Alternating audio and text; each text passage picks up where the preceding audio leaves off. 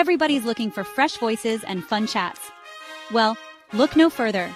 Join the Shorty Logic podcast. Every Monday and Wednesday at 8 p.m. Eastern, we're live with diverse topics and engaging chats. Mondays are for everyone, and Wednesdays are ladies' night. Subscribe on Facebook, YouTube, and Spotify. Like, share, and comment. We want to hear from you. Don't miss out. Come join the conversation.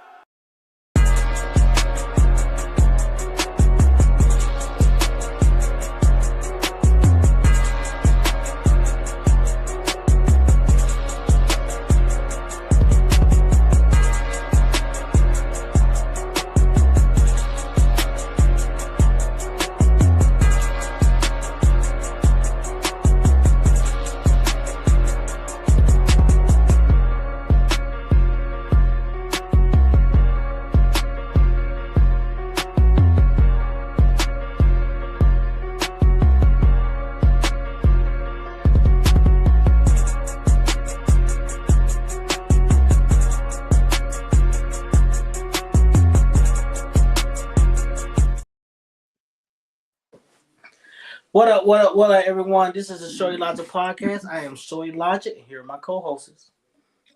What's good, everybody? This is Miss Sugar in the building. I want all the smoke. Y'all know what it is.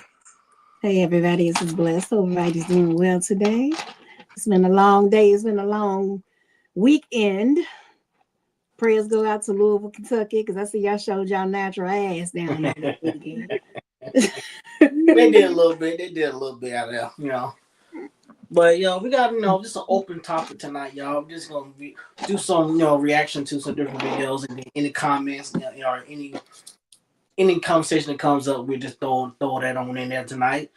So we can go ahead and start with the first one of the night. Men cheat for sex and comfort. Women cheat for attention and understanding. It may lead to the bedroom, but that ain't why she saw it. Run those back. I want to hear that. Men cheat for sex and comfort. Okay. Women cheat for attention and understanding. They want someone to understand them. That's why when our women cheat, we hurt more. Because we know if she spread them thighs, she felt him. Yeah. When we cheat, she may be hurt, but not as much. Because with us, it could be more superficial. She was 5'5" thick in the thighs. I just had to hit that. You see that? Right. Slayer. But when she spread them thighs, you know she had a connection with that man. And that's why we got to make sure we putting time in, because I'm seeing too many brothers. Oh yeah, I bought her the Benz. We got the big house, 2 pools. I just took her to Vegas. But outside of that, you ain't putting no time in. And guess what? She gonna end up spending time with a guy who ain't got half of what you got. Because for a woman, although, yeah, they can be materialistic, they like the physical things you can provide them with, but at the end of the day, she's still a woman and she needs a man who can pour into her soul. If you cannot pour into that woman's soul, she will leave you.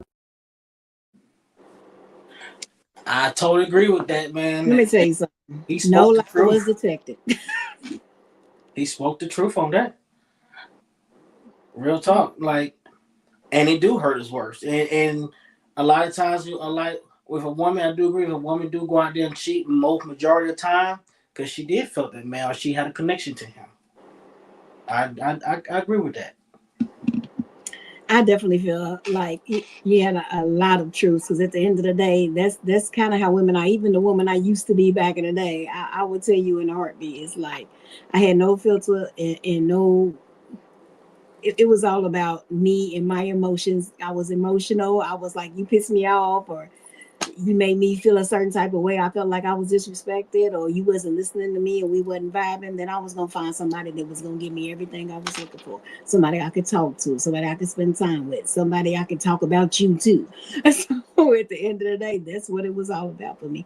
And then once I did decide that I'm comfortable enough with this person to make that move, then yeah, you most definitely can believe that anytime I could get away from somebody who wasn't doing what I needed them to do, I was going to be over there with the person that was giving me everything I needed mentally and physically.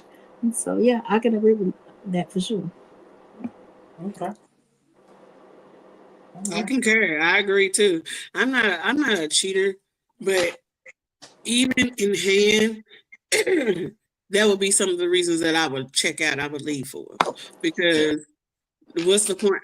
me personally, I feel like what's the point of me holding on to you if you're not serving me in that manner that in which I need you to pour into me? Because those are the things I need for you to pour into me to keep loving you. So if I'm not getting that, absolutely, it's time for me to exit left. So those would be definitely would be the reasons why I exit. Okay. Yeah. Yeah. So I agree. Yeah. Because like I said, most women when they decide to leave a man, they leave emotionally first before they leave. We've said that plenty of often. times. Often. Yeah. We leave mentally. We are already mentally gone by the time. And that's another thing. To me, it's like this. When you're telling someone that you're not mentally there anymore, because I don't really look at it like it's about cheating. Because if I tell you that I'm not there mentally, spiritually, physically, I'm not getting fed in any of those departments. And I tell you, I do not want to be in this situation anymore. And you basically tell me, well, I'm not leaving you alone. I'm going to still be here. I'm not going to divorce you. I'm going to still be right where I am. Right. Okay. And guess what? I'm not going to say that. I'm not going to have this conversation again. I done said what I said. You know how I feel. And that's just what it is. So do I feel like I'm cheating? No. If you're not giving me nothing, if I'm not being spiritually fed, mentally fed, sexually fed, and you're just there and you're just holding on to me because you feel like this is what I want to do. I want you, whether you want me or not. And you're going to keep dealing with me because I'm not going to let you go. All right. Because I can show you, but like that. Yeah, that's just what it is. That shit, once you get to that level, that's toxic to me. It's very toxic. Yeah, it's very toxic. Yeah, it's now you want to feed me toxic energy because you want to do a reverse psychology on me, but that shit ain't great fly. So, because the thing we talked about this on the Ladies Night podcast, we've also talked about this before, and that sir right there, I remember us having a debate about. About this situation when me, you, and Bless and Lamont had this conversation. We was talking about that, and we specifically said this numerous times that women leave. They check out because if you're not serving us purpose mentally, emotionally, physically, and spiritually, we would dip because it's a difference. I'm gonna tell you something. Real talk. There's a difference when there's a few things there, and it's one thing that the woman is missing. She might stick around. She just might stick around because she's in hopings that you get your shit together. Things will get better. Right. But if you're losing 3 out of them 4, let me tell you something, baby. That's a lot. Yes, that's a lot to her. So she's definitely going to exit because you're not serving her no purpose. She got her own purpose. So when she's with you, she's with a whole nother purpose. Yeah. And I think a lot of men don't understand that her loving you, feeding and pouring into you and stuff is because she believes in you. But when you don't have the capacity, emotional capacity to do it for her in return, then it's time for her to say, it's time for me to go. It's time for me to go because that's what I need. And she'll tell you over and over and over before she even leaves. I feel like it doesn't matter who it is. People take people for granted, and as sport or they as sport or try to find someone's weakness and try to use that to hold them in. Yeah, for sure. There's a lot of seat fillers. And the bad part about that is that people just don't tell them straight up that they're just seat fillers. They want to keep them there keep them at bay at their conveniency. People don't want to give the other person an option. That's where the downfall comes in. That's where the breakdown comes in. They feel like if they even tell you the truth that this is not something I see long term, but for the time being, I'm enjoying you. There's a lot of people that takes offense to that, and so they feel some type of way. And then they make the conscious decision to say, well, I'm going to step back because that's not what I'm looking for. And then the person who did that gets in their feelings because they still want them to stick around and be a seat filler. And here's the problem. So a lot of people, I mean most people, they date and go around messing with people with no intentions. Or they have no intentions. Or they have a secret agenda behind what they're doing. Absolutely. Absolutely. I agree. That's why you need to be upfront. That's why you need to be upfront, not play no games. Because that's one thing I can honestly tell you. I do not play no games. I will tell you straight up what it is. And that's just what it is. People love a challenge. People love a challenge, especially me. They love a challenge. I don't know why they take it as when someone says to you that this is what I want. Now the thing is, if she's telling you straight up, or he's telling you straight up, I want this, this, and this, and this. and you're not going to be able to do this, this, and this, and this. Some people see that as a challenge, and they forget all about the intentionals because they want to focus on the challenge. You say what you ain't going to do, we're going to see about that. Mm-hmm. And that's definitely a person you don't want to operate with. You don't want to deal with. That's true. Yeah. That is true. But we I agree. on this next video. Let's go ahead and get it out.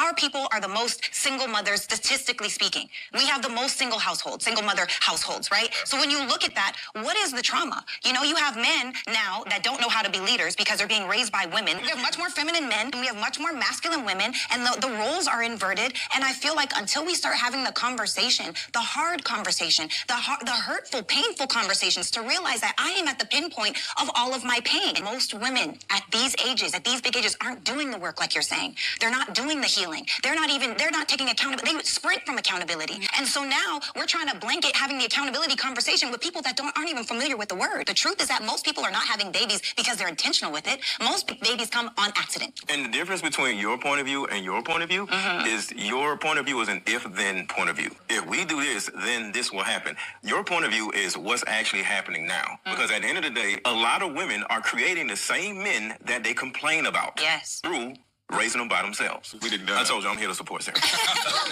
I guess we didn't prepare for this type of conversation. But then I get what you're saying. If we're not being blunt about this and we keep blanketing this, then maybe the behaviors will continue to happen. Right. If most of us were raised by single mothers, it's a good possibility that our mother holds the key. I What do. you got to say about that, Shorty? Well, I agree. I agree to like on all points of is everybody need to take accountability in anything that they do. You know what I'm saying? They need to reevaluate themselves. A lot of people is not healed. That's one of the issues right there. People go into relationship or friendship or situationship knowing that they have issues with their own self within their mindset. So they need to heal themselves before they try to get involved with someone. And I do agree a lot of men are, more soft now because of, they most likely come from a single household. And that's just what the world we live in. More women now are more masculine, more men now are more in their soft area. It just, the roles have changed. I concur. I also feel like, for the ones that are healed, that are healing, they tired. Because I'm be the first one to tell you, women that are healed and men that are healed, they tired. They tired of dealing with the nonsense, the bullshit, the fuckery, the fuck around. They tired. So they don't even have it in them to even initiate a relationship, let alone a conversation with somebody that they already receiving red flags from. But then you could be by yourself so long that you just like everything becomes a red flag. Because when you get the repetitiveness of the same shit, the same conversation, the same starter, the same this, the same that, it gets old. It's exhausting. It's exhausting. And it's exhausting to pour into somebody when you're healed and they're not healed. Like you said, everybody's playing the game, they're not healed. So they want to act like that because they want to grab that person's attention, time, effort. They love to watch you, but they love to watch you walk away even more after you fucked up. Yeah. And also, that's a messed up mindset. When I say about also accountability, people, and here's the thing, men or women, don't matter who it is. We get with these people and we see the signs that this person is not healed, but we tend to try to still stay with that person or try to get with that person. Then we complain about it when shit ain't going right and you see issues that within themselves. And then a lot of stuff goes to hell. So that's what comes accountability with anyone. Yeah, because people are pacifying each other. They need to stop doing that. It is not, I've said this before and I'm going to say it again. It is not, and some people disagree with this, and that's fine. But what does the results happen when you disagree with what I'm going to say? People have got to stop trying to fix motherfuckers. Because let me tell you something. It's not your job. It's No. not your job to fix somebody else. I Right. know everybody has some type of trauma in their life, and that's understandable. But it's not your job to fix that person. It is your job to fix you. It is your job to hold on to you. It is your job to maintain you. It's your job to keep yourself strong. It is not your responsibility to take care of another grown-ass person and fix them. And I will say this here. I do agree that it's not my responsibility, your responsibility to heal that person. But me personally, I do feel like if you do see this person, they're taking the steps and doing what they're supposed to do to start their healing.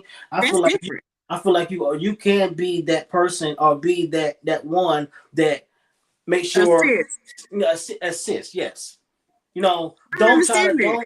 But for somebody who's not even putting in the effort. Why? Let me tell you something. Why be considerate of somebody who ain't considerate of you? Right. And that's just real talk. If they're not even considerate of you or themselves, why are you considerate of them? Right. There's no need to. There's no need to. When you walk in purpose, and like everybody has a purpose in life. Everybody. And even if they don't understand it, they have a purpose in life. But it's also to elevate and grow. And sometimes you cannot do that with people who are complacent. So therefore, that's why I said you cannot fix nobody. They have to take the initiative to start fixing themselves. But the thing is, when you saying that, you got to be careful because you could cuddle a motherfucker. That is true. And that's what you don't want to do or need to do. That's it's true. not. We've been taught all our lives to take care of our families, children, friends, this and that, just keep pushing, survive, and doing this and doing that all our lives. But where has that gotten us? It's gotten us more trauma, turmoil, stress, everything else. Times have to change. And then the only way these people gonna get some proof about themselves is they need to step up and they need to start working on themselves. You cannot pacify and baby everybody. You cannot do it. That's the problem now. Big facts. Big facts. True. What you got, Miss? What you got, Miss Fletcher? I agree. I agree with everything she just said. Sometimes we create our own monsters. We create our own turmoil. Yes, ma'am. And that's just what it is. Yeah. Because we it's like, I think we were raised that way. Like you see a hurt animal, fix it. You see somebody hurting, help them. So it's like we're raised that way. So in essence, it's like anytime we see somebody that's down on their luck and we like them for whatever reason, whatever attracts us, then we're like, oh, maybe the world dealt him a bad hand. They dealt her a bad hand, or maybe she came from this situation, or maybe if I just show them something different, then they'll want to be different. It doesn't always work. Then you're drained. You're mentally drained because you've done too much for somebody. You're taking, when you do these things, you're taking away from yourself. Sometimes you're just beating yourself down to take away from yourself. Because if you're up here and you're trying, not that you're above or better than anybody, but if you're sitting here and you're working on you and you become the best you can be, then you see somebody down by the wayside, you're like, oh no, I'm up here, so let me try to get them on the level where I'm at. Sometimes you're so busy picking them up that you don't realize that weight that you're lifting is pulling you down. But see, you don't want to lift that weight. You have to wait to see if that person's already lifting their own weight. All you do is help them to assist. But let's be honest. How many of us actually do that? Then you got to go. But how many of us actually do that? I'm talking reality. I'm talking actuality. How many people actually meet somebody and say, oh, they're down on their luck. Let me see if I'm going to give them my number, but I'm going to see if maybe next week or whatever they're going to bring themselves up. It don't work that way. I never said it work like that. When I'm saying, okay, if I go to a woman, if I see who I like her, whatever, saying that I know if I'm doing pretty good, I'm mentally, emotionally, pretty well, right? If I go and see this woman, is she where she is, okay, I might try to talk to her. I might try to see what's going on. Now, it's not going to stop me from trying to talk to her. Now, if I'm going to try to invest her, but I am going to try to see if she's going to even try to take the steps to get herself better. Now, if she's not, I have to go. Okay, but that goes back to what I said. You're not going to know that as soon as you meet her.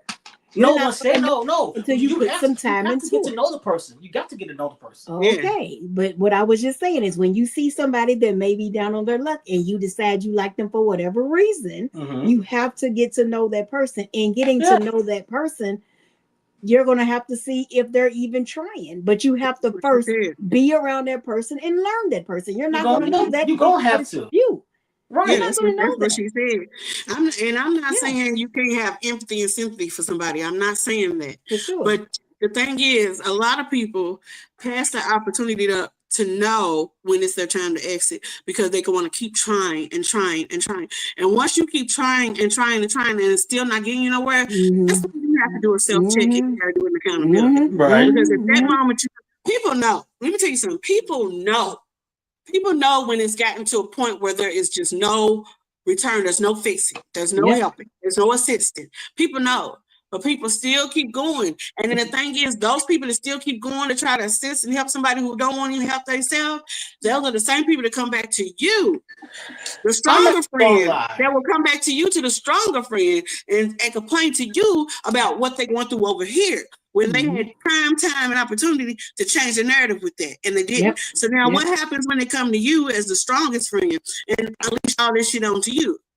What happens there is that now you're starting to get drained. You can get drained mentally, emotionally, spiritually, physically from your friends, from your family, because of the situation that they're going through, that they have options to get out of and they choose not to.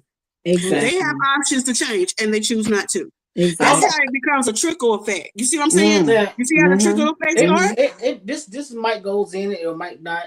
I'm gonna take it within myself, right? I was in the Army for 10 years. I knew nothing else. And people don't understand that it's a different world from the outside world. When I got out, I had no clue. I had no purpose at all. I was down for a while, but I had someone in my corner, even though it was a headache and it was stressful. But as time went on, I learned my purpose. I learned who I was, and this is who I got to where I'm at today. You know what I'm saying? So you do have, some people take advantage of it, yes, and some people really take heed of that and take that and build their life off of that. Yeah, but we're not talking about them people. No, we're talking about all of them. You know what I'm saying? We're talking about all of them. We're not talking about the people when we say what we said. We're talking about the ones who were taking advantage of it, but we also talk about the ones about, you have to show both sides. You have to show that the people who just taking it. No, because when this is the thing. When you know. What's understood don't have to be explained. People who know, sometimes they it does. know, they get it, they got it. So there's no need to explain it to someone who understands it. What needs to be explained, it needs to be explained to is the ones who don't understand it. Because you have people out here. I'm gonna tell you that. You have some people out here. I'm telling you, I need to be. You have some people out here that really are oblivious to what they do. They're oblivious to what they do, how they treat the people around them, how they act, how they think, how they move, how they operate, how they are exhausting. And it's because they lean on that person so much that they don't take the time to think about that person. They're still thinking about themselves. Those are the ones that need to hear that message. Well, but I'm going to tell you, hey, I'm a prime example. I need to hear it. I need it. Yeah, because you can be draining. I need what you say, Bless? Because he can be draining. I need it. There's two people in my life that really got me to see, and this is who I've changed a lot of my ways. I'm better at things that I do. I am where I'm at today because of a certain couple people in my life. Amen. Amen. More power to them and more power to you because you learning, you're growing, you're elevating. That's great. Elevation. There it is right there. It took a long time for that. Elevate. So some people, know what I'm saying, some people might get it right then. Some people might not. But it you know what I'm saying, you have, some people have to, like, if I'm the person is seeing this person, trying to see this person going up, but we also within ourselves have to see the signs if they just taking advantage or they really just not getting it. So sometimes, let me tell you something. Sometimes it can start out as someone taking advantage of you. That's true. And let me tell you something. There are times in relationships, situationships, or whatever, that you're trying your hardest with somebody and they're not doing the best they can or they're not doing right by you. and you can feel that this motherfucker's taking advantage of me. But then at the same time, your heart's so big, you like, they're gonna see it eventually, and we tell ourselves that shit sometimes. They're gonna see it eventually. They're gonna see it eventually. Because when you go out here and you dance with the devil, you're gonna come back with a hot ass. I'm telling you, shit ain't right. I'm saying damn well that what you got at home is amazing. Even if it ain't everything you want, it may be everything you need. But at the same time, that little voice in your head is like, oh, I feel like I can, let me see how far I can take it. Let me see how far I can push her or push him before they break. And then once they break, ain't no coming back. So then you trying to figure out, then you want to chase her around and act a fool and lose your damn mind because you knew that's when the narcissism kicks in and the manipulation kicks in. And you knew that somebody else out here is going to appreciate that shit you took advantage of. Yeah. Now you looking silly trying to figure out, well, damn, how I get her back? How she just leave me? Because you was never really nothing to hold on to. But you was never really nothing to hold on to because you wasn't pouring back into her. That's right. You understand me? You wasn't pouring back into her. That person that you get, let me tell you something. Sometimes what people need to realize is that sometimes, man or woman, what they need to realize is that just might in this lifetime, you may get that person one, maybe twice. That's it. There ain't gonna be no third. That's true. It ain't gonna be no third. And then when you get older, and this is, I'm just saying, I'll be 46 this year. When you get older, you desire that person, and you desire someone like that in your life, and you gotta think about how many people you done passed up because you was bullshitting. How many blessings that you have that you just stepped on and crossed over? Because I'm telling never you, go around and starting again with it. You only get so many times to step on God's children. That's how I feel about it. So at the end of the day, then now that you coming up and getting your life together, you still got to respect what you left behind. You still got to respect what got you there. And sometimes we got to humble ourselves because sometimes I feel like people get beside themselves and they kind of forget that there's a stepping stone to go up. And I say this all the time. The same people you step on going up is the same motherfuckers you got to pass going back down. So anything that is been given or you prayed about or you've been blessed with, please understand that it can be taken away from you. So you humble yourself and respect that shit and respect the people around you. Yeah. Because I'm that type of person. Yes, you have to. Because I'm the type of person, I'm going to tell you straight up. I'm like this. If I done went above and beyond for somebody forever, for years and all that type of shit and didn't really ask for shit in return, that if I do fall down on my luck and I go to that person that's doing better now and be like, hey, listen, now I need you. And you're not there for me. And I know what I've done for you. I don't have to tell you what I've done for you. I don't have to throw it in your face. You know what I did for you. Because if you can, it's like stupid ass Trump. If I can sit there and say, I can make a nigga great again, and then I do that, and then whenever I need you, you still ain't standing by my side. Baby, listen, I can show you better than I can tell you. And it's real. Because the feelings you think that I have, or the way you think that you got me, or whatever the situation is, don't fuck around and find out. She said don't fuck around and find out, y'all. Put everybody in the chat. Fuck around and find out. Don't fuck around and find out. Because I mean, I'm ignorant. So what I'm telling you is keep it cute. You know what I'm saying? So just all I'm saying is respect the person that you claim that you are sitting there and that they've done so much for you. Respect that shit and acknowledge that shit and not just in voice. Not just in voice. Make it in action. I said, stop wasting people's time because you don't want your time wasted. And that's all I'm saying. All I'm saying, because the biggest mistake anybody can make is to think that you're playing with someone's emotions or having your cake and eat it too, and the person that you're playing with knows you better than you. Because I'm the type of person, I'm gonna sit back and I'm gonna let you play your game because I'm gonna make you think you're winning. Anybody know me? No, you're not. You're not. What you say, Shorty? I was reading a comment.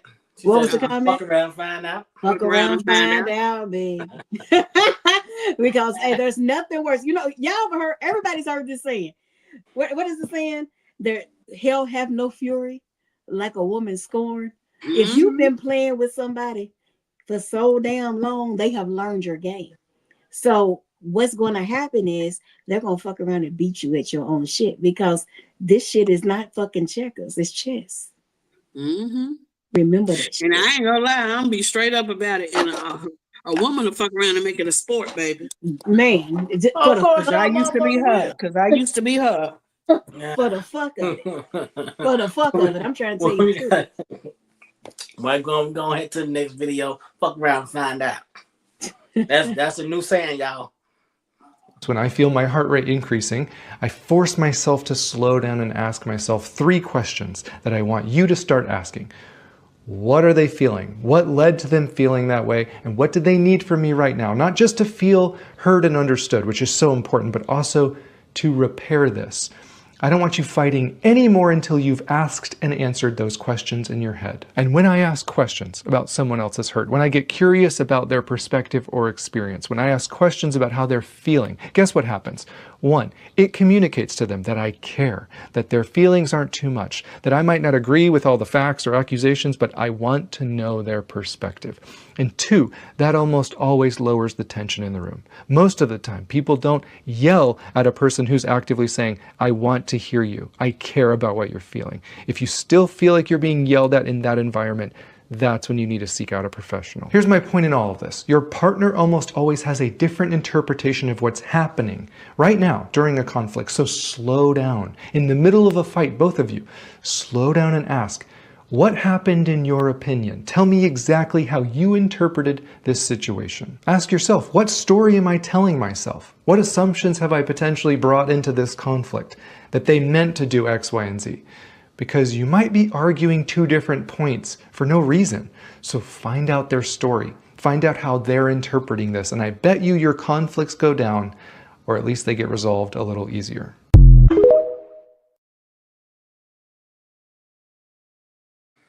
I definitely see some truth in that. Yeah, so that video so that video goes with effective and healthy conflict resolutions in relationship. Basically how you effectively solve conflict. Let me tell you something. It starts with effective listening. You have to listen, because the biggest issue is when everybody's trying to talk and get their point across, nobody's listening. Because it's been, I don't know how many times I've had arguments with someone or disputes with someone, and by the time we get done, if you really sit back and listen, you like, that ain't even what the fuck I'm talking about. Like, y'all literally going at it. And he's talking about one thing, she's talking about something totally fucking different. Then I'll be like, where did you get this from? That ain't even what I said to you. But here's the biggest issue. Stop already, I've said this on here before, stop already having a response or a rebuttal for the shit people are saying to you, and you haven't even listened to the whole damn thing. You can't sit there and respond to something if you haven't listened to the whole facts. If I start a conversation, don't already be like, oh yeah, because I know what you're going to say, so I'm going to, and I'm going to be looking at you like you half-ass crazy. It's been so many times I'm like, so what was I going to say? I know you was going to say this. He's at Z, I'm at B. I don't know what the fuck he's talking about. I'm like, what are you talking about? I was way over on the left. Your ass don't went to the right. Now you sitting here trying to argue with me because of what you thought I was going to say. At the end of the day, I don't even know where you got that shit from, because what you just said is not even on my mind. Right. How many times have you argued with somebody for nothing, and then you say, well, you're going to say this, or you're going to feel this way, and that person look at you like you're crazy? That ain't what I was talking about. How many times you heard people say, don't put words in my mouth? That's because you're already got a rebuttal before they can even finish their sentence. Stop trying to hurry up and get your point across and talking over people, and you're not even listening to what the fuck they're saying. That's where a lot of arguments come from. I'm telling you, start listening to people when they argue, even back and forth, and you standing out somewhere. You're going to be like, both of y'all sound stupid. What Jay-Z say? You can't argue with a fool because from a distance, you can't tell who is who. That's the truth. Y'all arguing over 2 damn different points a lot of times. You got to take the time to really listen. Yeah, I used to be that damn fool. I'm telling you. And it was a struggle, but that's the correct. I will tell you the number one thing I learned in conflict: shut the fuck up. That part. I had to learn how to shut. I was the person who was ready to rebuttal before I heard Mhm. anything you said because I feel like you cut me off and you weren't going to hear what I had to say at the end of the day. But I learned to shut up. And by shutting up, what I also learned is that the way that I expressed it and explained it was not the correct way for that person. So by shutting up and letting them say what they needed to say, hear what they had to say, and then my response, rewording what I said, my tone changed, my aggressiveness went down, everything. I learned that about myself. Right. Working through that, I really did it, and it was an eye opener for me. So now, you know, if I have conflict, I don't even say nothing. I'll just get quiet just so I can hear everything you say. And then once the person get that off their chest and say what they got to say, I always make sure that I understand what you're saying. Let me say this just to see if I understand what you're saying. You're telling me this, and this, and this. Is that correct? Okay. So now we have that understanding. So here's what I'm trying to convey back to you in return. And then I say what I need to say, and it works out so much. Absolutely. Absolutely. That's the most important. Reiterate. Do you have to? And here's what I've seen a lot of people do, and I've done it before myself. You know, whatever. You know, I feel like when you're in the heat of argument, you know, no matter who it is, a lot of times you might need to sit back and cool down, because at that time all of us are arguing out of emotion. Yeah, of course. No, so you know, if you're speaking from emotion, you know, you're not gonna really care what the other people say. Right. You know, so and how I try, like when I get conflicts or just anyone like that, before I think about what I'm gonna say, but what I do is within my sentence or a paragraph, what I say is everything I need to say, so you cannot add any contents or take away from any content from that. So you can't, like, you know how people try to make up what you're going to say, you know what I'm saying? But I give all the content so you can't add your own, but don't speak out of emotion. You know, that's the issue. When people speak out of emotion, you're going to be yelling, you're going to be over talking to each other. You're just not going to be listening. Right. Yeah. Because all you're thinking is that you're never going to be heard. You're never going to be heard. You're never going to be heard. There you go. Yeah. But the reality is you can be heard in the proper context if you just slow it down. I had to learn to slow it down. And I had to tone myself down. Once I learned to listen first, because I think it's such a battle with people that they want to be heard first as well. And my thing was, it's like, okay, you got so much to say up here. I'm one of the people that when you have so much to say up here, it kind of rushes out. It jumbles. You got to try to hurry up and get it all out. Yeah, I got to hurry up and get it out because I don't want to miss no points that I'm trying to get across to you. Exactly. But I had to slow myself down and listen to that person. Like I said, listen to that person.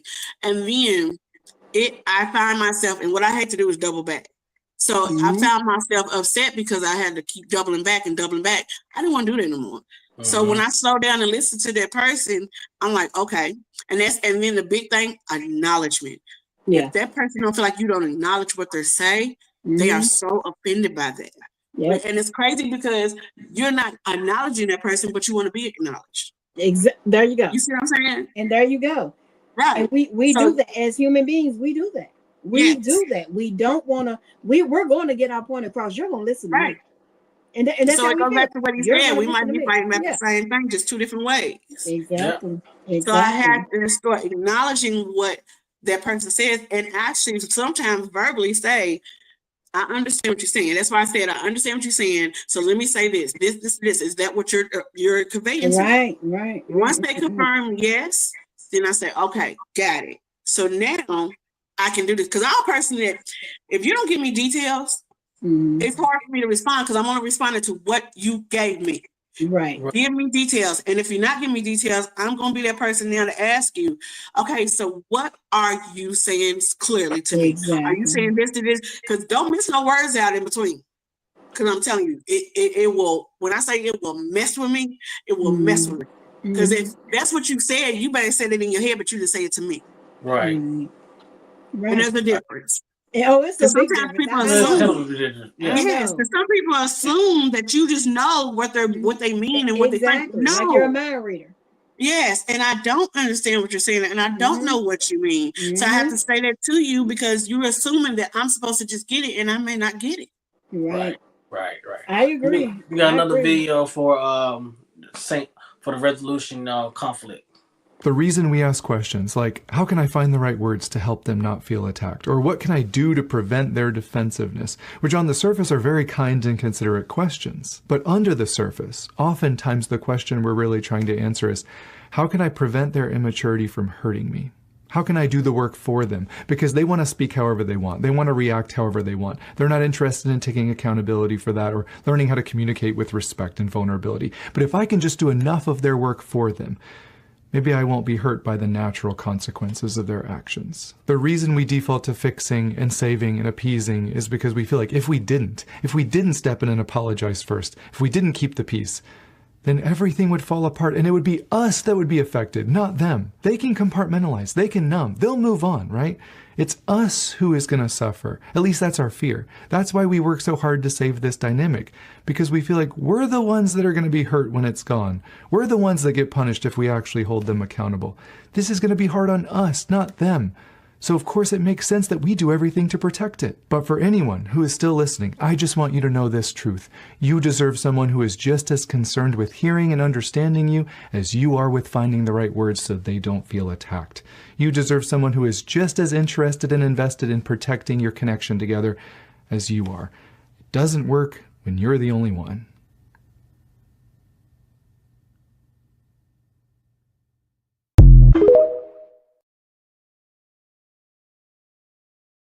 Be the Big only fact. one respecting the situation. This is very true. This is Yep. very true. Because That's if how I got becomes- so aggressive. That's how I go so aggressive. Always feel like I'm never heard. Right. I always feel like I'm never heard. And it was also a part of my trauma because from a little girl, I've never had no one to listen to me. I've never had no one to sit there and take the load off mentally for me. I've always had to fight all my life. So I had to realize that was a trigger for me. Right by me. That was a trauma. That was a trauma there. It was a trigger, a trauma, and it got me reared up. Right. So that was something else I had to work on for myself. I had to recognize it, understand it, and then I had to come back full circle and work on it. Right. And it was huge. It was huge for me. So he hit it. He hit the nail on the head. Oh, he definitely did. Oh yeah. He definitely did. Because you get defensive because you feel like you're not being heard at all, or that you had to be the one to fold all the time and all this stuff. So yeah, that's hard. That is a hard feeling to feel like you always got to be the one to fold first. You always got to be the one that to suppress your feelings because you're catering to that other person. I've done it a lot of time in my life because let me tell you something. I know if I do express myself the way I used to express myself, it just come out in anger. Yeah. The next thing you know, I'm the asshole. I'm the asshole. I feel a lot of us, I feel majority of people have that trauma. Yeah. They have that trauma. Not being heard. Definitely, because I know I was one of them type of people as well. And all it does as you get older, it makes you more aware of the people around you and the people you deal with. Yep. It makes you very untrusting of people because you want to save your peace. And then it also makes you very aggressive. Yeah. It makes you very aggressive because you feel like, you know what, I'm grown like you grown. You understand me? Yeah. So if you feel like you're going to say what you're going to say, bitch, I'm going to say what I got to say too. And we're going to do what we got to do. And that's just how it is. That's how we feel. That's because it's like, as a child, you feel like you don't have no choice but to listen to people. You don't have no choice but for people to always, antagonize and always come for you. And you just feel like, okay, I got to shut down because I'm a child. I got to shut down because this person is bigger than me. They're older than me. They're this. And then as you get older, feel like that as an adult. Right. And as an adult, it's like, okay, I'm grown as fuck out here paying my own bills. Who was going to tell me what? Fuck you. Now you like, all the time. And that's why I was. I was like, bitch, you ready? Because I'm ready. Like, I'm going to be the pettiest. I'm going to be the most aggressive. I'm going to be the one, I'm going to devour you. And then for me, it got even worse because, like I said, I made it a sport. Oh, I'm on that type time. I was toxic Right. as hell. I'm on that type Mm. time. Because you with it? Are you Right. ready? Because what I'm going to give you, motherfucker, you ain't ready. Right. I'm ready. Right. For You know what sure. I'm For saying? sure. For sure. Yes. It's And like I, the yeah. demon come out. It's like it takes you to a Yes. whole nother place, and then you don't even give a fuck. It's like But what it's else? exhausting. And don't care about being. It is exhausting, but it gets to the point where you like you don't have no friends no more. You look like damn. Yeah, like what is it? Then you have to realize it's you because you don't put so much energy to be on a rah tip all the time to where Right. you will Right. break a motherfucker to the point where you are like, this is mentally and emotionally exhausting. It's Like draining. I'm drained. Literally, Yes. when I would go to bed at nighttime, I would have to literally shut everything the hell off just so my brain could stop because I'm telling you, I'm still geared up. Because I feel like it's like you fighting for your life every day. Why do I have to do that? I don't have to do. I had to stop thinking that I Every had day. to fight for everything and all day, every day, and just let it We go. have to learn to shut the brain off sometimes.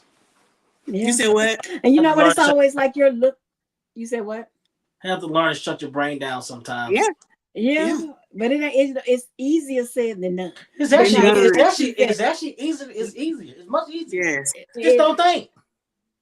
It ain't that easy. No, it ain't that It's easy. not that easy. I'm sorry. Well, let me tell you It's something. not. When you are the person that everybody always comes to, when you're everybody's counselor, advisor, everything else, it's like, damn, you don't have time to even think for yourself, to think for your own life. It's like, damn, I got A, B, and C and D over here, but then I got him over here with Q, her over here with this, them over with that. Then the more you try to shut your brain down and just relax, the more motherfuckers is mama, Nika did that. It's like, God bless America. It's like, a I need to shut down. constant flow. And that's It's it. like So a constant flow. it's a constant flow of just That's moving. when it comes. That's So when it comes that's down. why I did what I did yesterday. I had to get away from everybody. So what I did was I got in my car yesterday.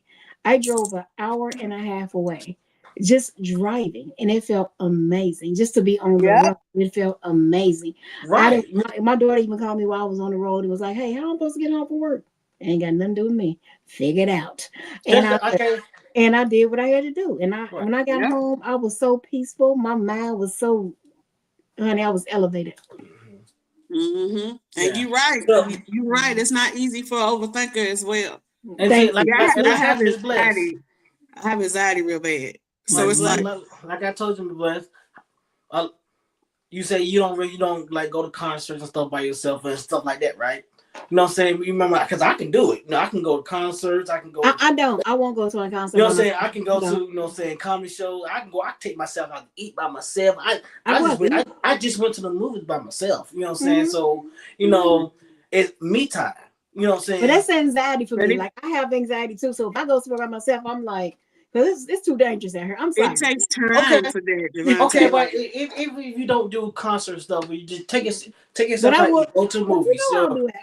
That is a process. That is a process. And the reason why I say that is because I was like that. I didn't want to do anything by myself. It took time for me to really put in work to be able to do the things, to go places by myself, because see, I have social anxiety and I have PTSD.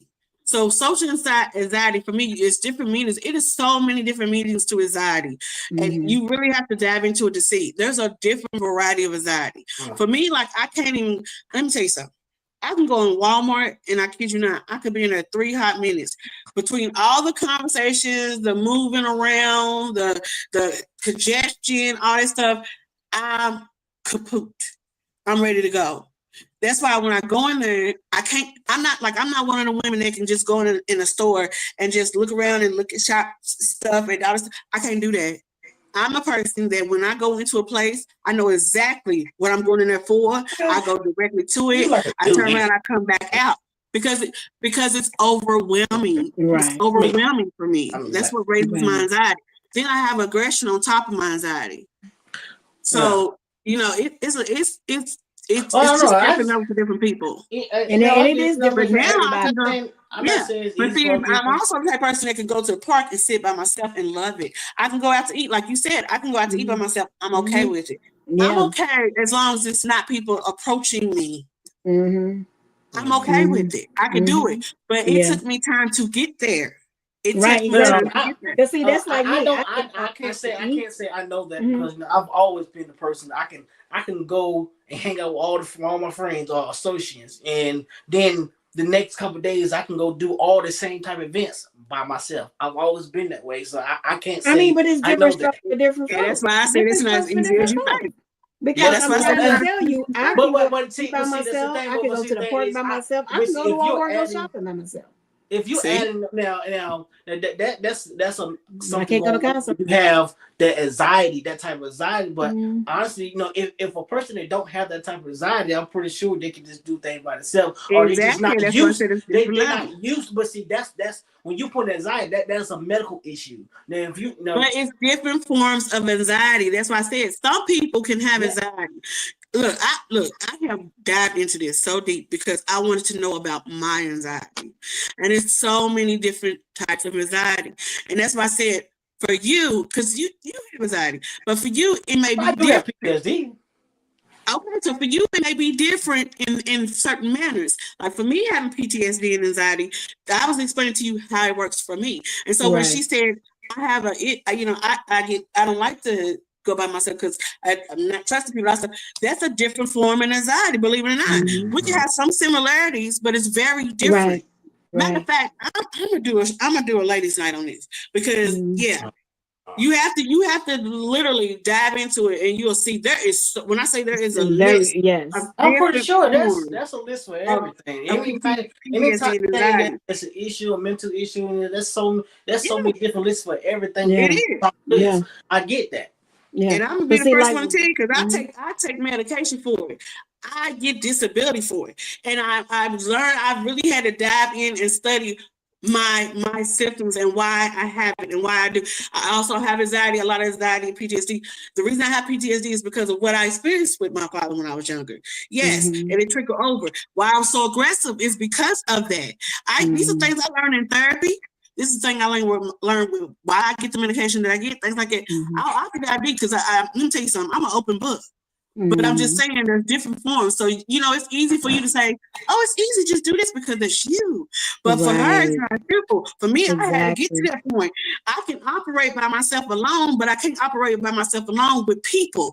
I have to do it in a space by myself. Let me tell you something, my goal, that's like me going out to an event. I go out to an event, you got an hour, maybe an hour and a half of me. After that, I got to retract and reset. I can't do it no more. That's what I go through. So a lot of times I'm by myself because it's safer for them because I know me. I'm 0, I'm 1,000. I'm no in between. I'm no in between. Got to have in between. I don't. But that's what I'm saying. I don't know how to maneuver with the in between because I'm either gonna sit there and be quiet very long, and then the next thing you know, if it gets to a heightened point, I'm at it. See, I don't know how to say. It's hard for me sometimes to tell people, look, I'm getting to a point where I don't, I'm ready to go, or that I need a break, I need a moment, because then I got to deal with that shit on top of that. Yeah, and that fucks with me. So that's why I said it's hard for me to grab an in between. So I'm either 0, or I'm 1,000. And that's why. But I always say that I have no gray area. It's like I'm really, really happy, or I'm really, really like get the fuck away. That shit is real. It is real. But he knows that. Like I tell people all the time, I'm 0 to 60. Keep me happy. That's why I always say keep it cute. Because I'm telling you, if we want to laugh and joke, baby, we can do it all day long. I'll be the life of the party. But when you cross that line, I feel like you testing my gangster. Yeah. And then on top of that, sometimes I have gangster. Then on top of that, sometimes I have about panic being attack. a gangster. It ain't about being a gangster. It's about taking that shit to that level to where it can get real silly real quick. And it's like, and then nobody can bring me down but you. And ain't nobody bringing me down. And he know that. It's like, ain't nobody bringing me down. Like if I'm on 22, I'm on 22. It's I feel like I'm gonna fuck off at 22. Right. So that's why it's like, that's why I always say keep it cute. Because if you say something slick and I pick up on it, which I'm usually picking up on shit because my mind be clicking. And so if you say something real silly and sideways, I'm gonna be like, I ain't gonna forget. I'm gonna be like, if I can't get you at that moment, please understand that I'm going to get you. It might just be the Taurus. Yeah, it's crazy. It might just be even when I was younger, like I gotta get I have panic attacks too. I have panic attacks too. So That's like right now, you don't even realize that us just sitting here talking about it, my heart is thumping. When I say my heart is thumping right now, because my adrenaline's going, and I'm trying to calm myself down right now. Because it's something you're emotional about, because you know what type of person you are, what you've been through. And can't nobody tell you what you've been through but you. And that's what I always try to explain to him. It's not so easy to say, no, yes, I do. When I be trying to tell you, when you be trying to tell me, oh, boy, hush. When I be trying to sit there and tell you, when you can just do this, or it's just easy for you to do that, and you can just go out and do that. It's not as simple as you think. Turn your brain off. Everybody, my brain off. Boy, shut the fuck up. You have half your brain. That's why it don't matter to you. Well, but I'm sitting here telling you. I'm sitting here telling you. I am sitting down. Hush your ass up. When it comes to conflict, you really have to focus on outputs instead of outcomes. Many of us struggle with conflict because we want to control the outcomes. And if things don't end the way we want them to, then we won't have peace. I think this happens because so many people confuse conflict resolution with negotiation or debate. Conflict resolution and negotiation are interconnected, but the intended outcomes of each can be different. So, for example, in conflict resolution, the intended outcome is peace and understanding, not necessarily agreement. You can walk away from conflict without having actually agreed to anything, but your feelings may be resolved, and your relationships may be intact. The problem may still need to be managed, though. And this is why shifting your focus from controlling the outcome to controlling what you contribute to the process matters so much. Your attitude, behavior, openness, your demeanor matter a lot during conflict resolution. Now, negotiation, on the other hand, is aimed at reaching a specific agreement or compromise. The outcome is the goal. Each side works to secure an outcome that meets their interests. And some people may actually decide to use aggression, stonewalling, or hostility as a negotiation tactic, and that doesn't work during conflict resolution. So again, you may use negotiation during resolution, but just remember that the goal of resolution is peace and reconciliation, not necessarily agreement. Focus on your output, like how you communicate and how you engage with other people, and I think you'll find that peace doesn't always come from what you get out of conflict, but rather what you put into it.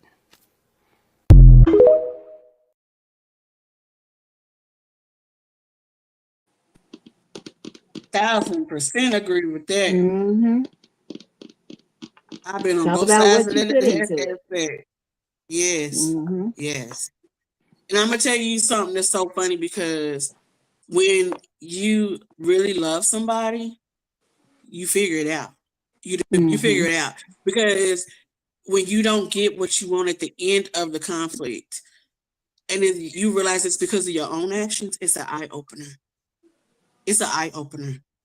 It really is. That's why I say sometimes you got to step back.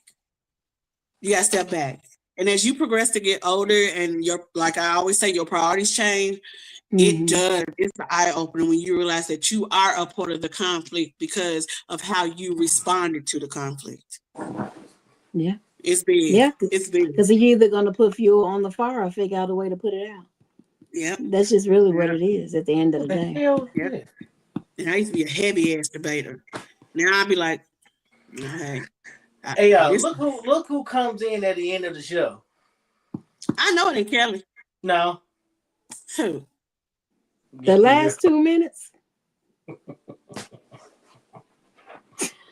Man, I forgot all about it. I'm getting prepped. How y'all doing? I'm getting prepped to go. I'm getting prepped to go back to work tomorrow. Shoot. How y'all doing? The last 2 minutes, though. Hello, Lamar. Hey, I just remembered. Dude. Hello, how y'all doing? All right. Wonderful. How are you? Well, we got one more video for this time's up anyway, y'all. Let's go ahead to the last video. Advice. Let me tell you something. There's a difference between I'm trying to tell you what to do and giving advice to the person I want to see win the most. Why wouldn't I give you my advice on a situation that I already been through and came out of to keep you from going through it? I'm trying to save you. But if you don't want to listen, I'm going to sit back and let you fall flat on your face. I'm going to let you learn that lesson. Listening is free. Not listening going to cost you a hell of a whole lot more. That's true. Listening is free. Listening is free. But you know what the problem is with that? Did y'all notice one thing about her message? I'm just going to be honest. Do y'all notice one thing about her message? What? I think what she didn't realize is that she sounds like she's coming off as somebody's mama, even if that's not her intention. No, And I think that's when between a man and a woman, I think sometimes that's where another conflict come in as well, because it's not our intentions to come off like we're your mother. We're just trying to see you win, or trying to help you upgrade what you desire because you told us what your dreams is. But how we come off sometimes can appear like a motherly figure, because most of us, we got kids, we got this, you know what I'm saying? And because one thing I've always said, I used to tell, I ain't gonna say the name, but I used to tell it all the time. Remember, you're not that man's mama. You his woman. But another thing too, a man got to remember he's not her daddy. He's a man. That's a two-way street. You know what? That's amazing. That's amazing hearing that from you. Yeah, but that video right there, if you listen to me, she said mother advice, because she was actually talking. No, that particular one was talking to when you try to get advice to your kids. Oh, okay. See, that wasn't in the details. Okay. Yeah, it was. Yeah. She said mother. She was saying she was talking to as you were talking. I didn't hear that part. Yeah. Hey, Shorty. That just goes to selective listening that certain people do. That's all. It's also selective advice when they don't take it for themselves. Hey, I'm preaching on it. I'm preaching on it because guess what? I'm learning. I'm on the job training, dealing with it right now. About time. Hey, got to. You decided to bring your ass in here the last 2 minutes just to come in here and give conflict of interest. But let me tell you something. We're not going to do that right here, right now. It's you know what we're doing? It's 8 o'clock, 9 o'clock your time, which means the show is over. Hey, you know something? We all winning because we're live. Mm-hmm. Come on now. That big part right there. Hey, some of us was showing out on Derby like others was just in the top left corner. But we ain't gonna talk about that though. I know that's right. Hey. Player. I'm out on that one. I'm out on that one because you ain't lying. Y'all. Hey, this was a good conversation, different conversation. You know, just open there, talk about different things. Make sure y'all comment, like, share, subscribe to these pages, and you know what I'm saying? Send y'all letters. We want more letters. We read it for y'all. You know what I'm saying? Just send it in there. We definitely don't be scared. I think it's stirred. Don't be scared. It's only never mind. But anyway, yo, this is the Short Lives Podcast. We signing out. Holla.